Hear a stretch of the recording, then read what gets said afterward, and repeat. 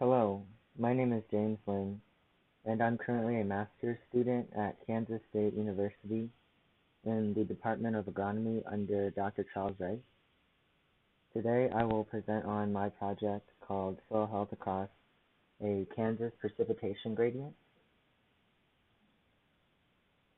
Soil health refers to the integration of biological, chemical, and physical soil properties that supports sustainable climate, resilient agricultural production, and ecosystem services. It is known that depletion of nutrients through agriculture can cause degraded soils, which makes it more sensitive to extreme weather events like heavy rainfall or drought. Improving land management practices in agriculture through no-till cover crops and crop rotations may improve soil quality and crop productivity. Thus, the objective of this study is to identify the soil health status across a Kansas precipitation gradient under three different long-term land management systems, assess the utility and reliability of a standard set of soil health procedures through varying soil types and soil depths down to 100 centimeter depth, and I'll also be comparing different soil health methods. For my sampling sites, I had three land management types used in the study: native prairie, conventional tillage agriculture, and enhanced agriculture, which is made up of a variation of no-till with cover crops and crop rotation. Locations sampled in the Great Plains regions include Tribune, Hayes, and Conza. The mean annual precipitation increases from west to east, with Tribune having 472 millimeters per year, Hayes having 579 millimeters per year, and Conza having 850 millimeters per year. The level of precipitation causes differences in crops able to be grown and the type of grasslands present. Generally, there is a transition from tallgrass prairie in Conza to shortgrass prairie towards Hayes and Tribune in the semi-arid areas of Kansas. Soils were sampled with a Giddings probe to a depth of 100 centimeters and divided by 0 to 5, 5 to 10, 10 to 15 centimeters, and then by genetic horizon, which was characterized by local NRCS technicians. Tribune was a random block design, while Hayes and Conza were field sampled with 4 replications within a 20-meter area. Each replication used 5 to 6 Giddings probe cores at a 2.5 centimeter diameter that were homogenized by depth. Soil types at each location were the same or very similar to compare samples by location. These are the soil health metrics I measured and am currently analyzing, of which I will be going over total organic carbon, total nitrogen, aggregate classes and stability, 2 different infiltration tests, and soil respiration. Field assessments completed at each location includes 2 types of infiltration tests: single ring and Cornell sprinkle infiltrometer. Here are the pictures of each system. I completed 4 applications per treatment per location. After about an hour of infiltration field testing, I had to stop to complete additional applications needed. This is my soil sample intake and process order diagram for the various soil health metrics, with soil weights and order of analysis done for laboratory analysis. I had to complete analysis for soils that required fresh soil samples first before moving on to less dynamic soil metrics.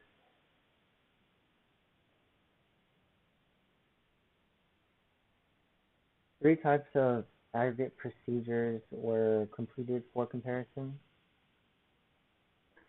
For the standard method by Mika and Rice, which is a modification of ARS's Kemper and Rosenu, I used 100 grams of air-dried 8 millimeter diameter sieve soil that was first submerged for 10 minutes in water, then undergone a 10-minute wet sieving action with a stroke length of 4 centimeters and a frequency of 30 cycles per minute.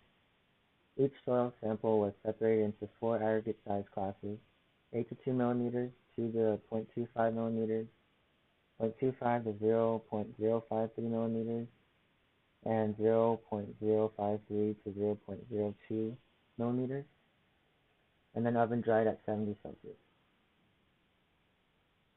For the ARS method, 100 grams of air-dried soil sieve past 8 millimeter diameter undergone a 5-minute wet sieving action with the same stroke length and frequency.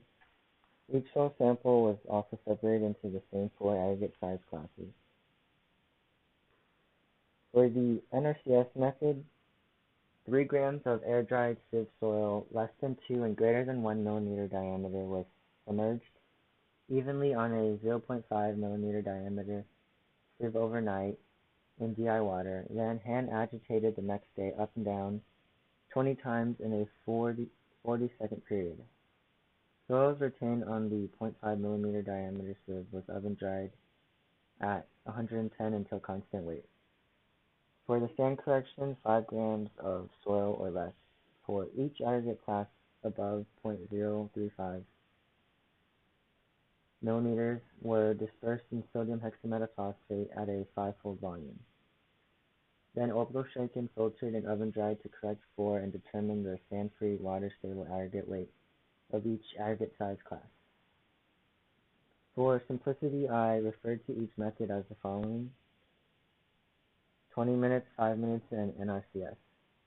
Overall, the 20-minute method represents the standard method. The 5-minute method takes less time but requires the same equipment, cost, and labor as the 20-minute method, while the NRCS method requires less equipment, cost, but can take more time to do than the 20-minute method with the same number of samples. For timing purposes, I will not go over the NRCS method results. For soil respiration, this is a modified method I completed since I had a GC for analyzing CO2. The process is still the same by rewetting air-dried soil. Enzymatic activity is resumed and oxidative metabolism generates CO2 that we can measure as a reference for microbial activity. For the results of my data, I will present soil metrics on infiltration methods, total organic carbon and nitrogen by depth, microaggregates, 8 to 2 and 2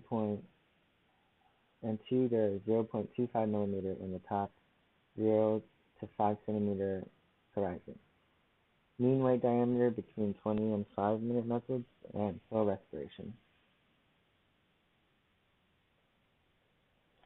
For infiltration tests, the results are not consistent between the methods, but we can see for the single ring method, native prairie had higher infiltration rates than the ag sites, which can be due to more porous soil structure in native prairie.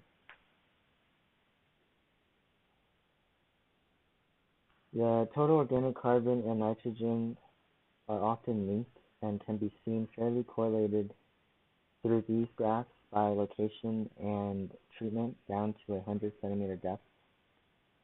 As anticipated, native prairie also had a higher total organic carbon and total nitrogen level than ag sites.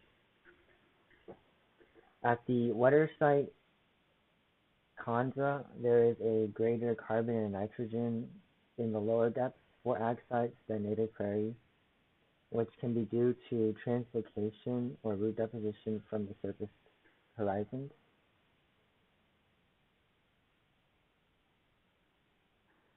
"20-minute macroaggregate size classes by treatment and location for the 0 to 5 centimeter horizon also shows native prairie with greater soil macroaggregate fractions than ag sites, while enhanced agriculture at Hayes and Kanza also had greater macroaggregates than conventional tillage.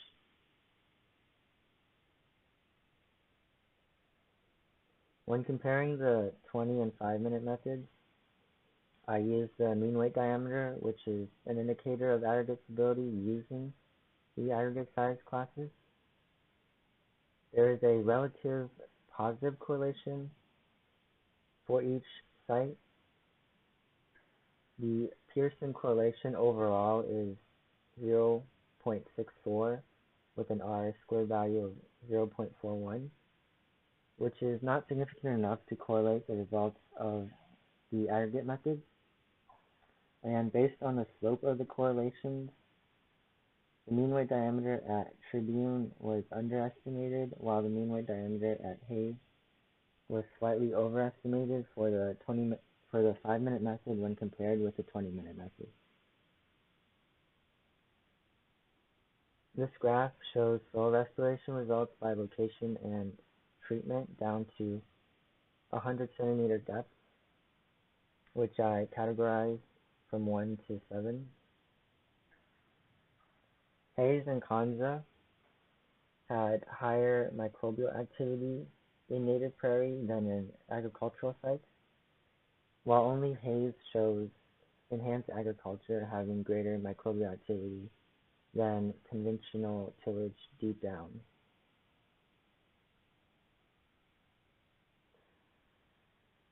So overall, there is varied infiltration results between the single ring and Cornell infiltrometer, while the 20 and 5-minute mean weight diameter were not correlated based on my results.